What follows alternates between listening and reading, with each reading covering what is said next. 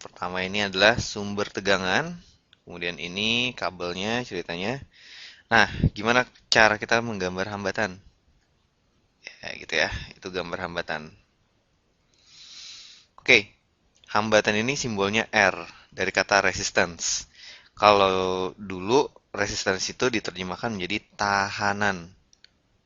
Oke, jadi kalau lihat buku-buku fisika tahun 60-an, tahun 70-an ya, jangan heran kalau masih pakai kata tahanan. Sekarang kita pakai kata hambatan.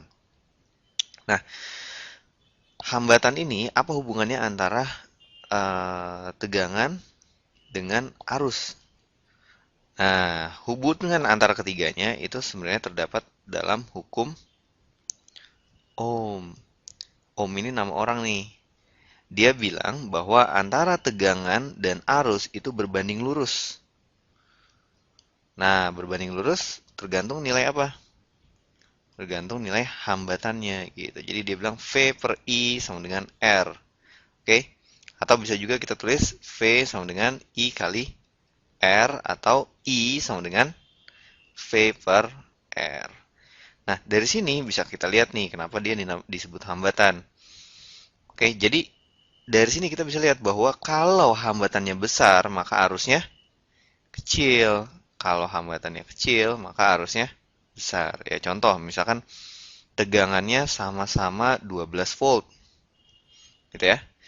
Kalau hambatannya itu 3 ohm, maka arusnya berapa? 4 ampere. Sementara kalau hambatannya itu 2 ohm, arusnya adalah 6 ampere. Kita bisa lihat nih, hambatan kecil arusnya besar. Hambatan besar arusnya kecil, cenderung lebih kecil gitu kan. Oke, nah, tapi sekarang gue mau tanya. Oke, misalkan kita punya rangkaian. Di sini misalkan 12 volt, kemudian di sini hambatannya misalkan 6 ohm. Harusnya berapa? Ya, arusnya 2 ampere, gitu ya.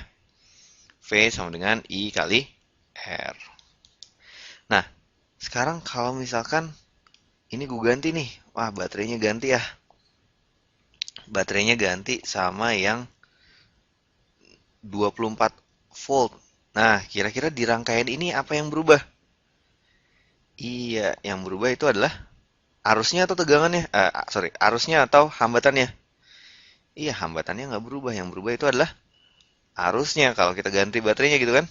Jadi di persamaan V sama dengan I kali R ini, kalau V-nya naik 2 kali lipat, tadi dari 12 jadi 24 gitu ya, maka arusnya itu juga naik 2 kali lipat.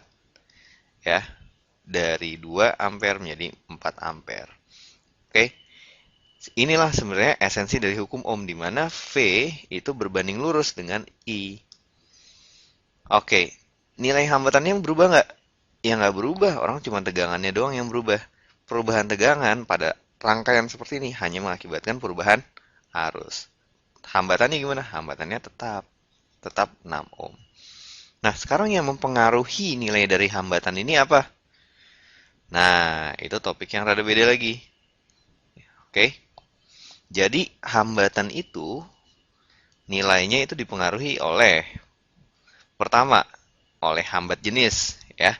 Hambat jenis itu maksudnya apa? Ya maksudnya beda bahan ya, beda hambatannya. Misalkan antara tembaga, emas, ya, kemudian besi, gitu ya. Apa macam-macam deh, seng. Ini masing-masing punya hambat jenisnya sendiri, beda-beda gitu. Oke. Kemudian juga kalau pada kabel itu bergantung pada panjangnya. Oke, kemudian dia bergantung juga dengan apa? Luas penampangnya, ya. Contohnya pada kabel. Misalkan gini. Ini adalah luas penampangnya nih.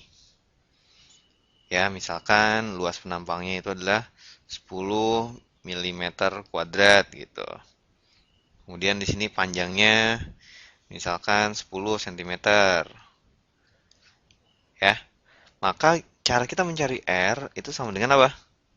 Rho kali L per Ya udah, tinggal kaliin aja ya. Berapa row-nya kali panjangnya kali luas penampangnya ini. Oke, jadi gitu aja ya tentang hambatan.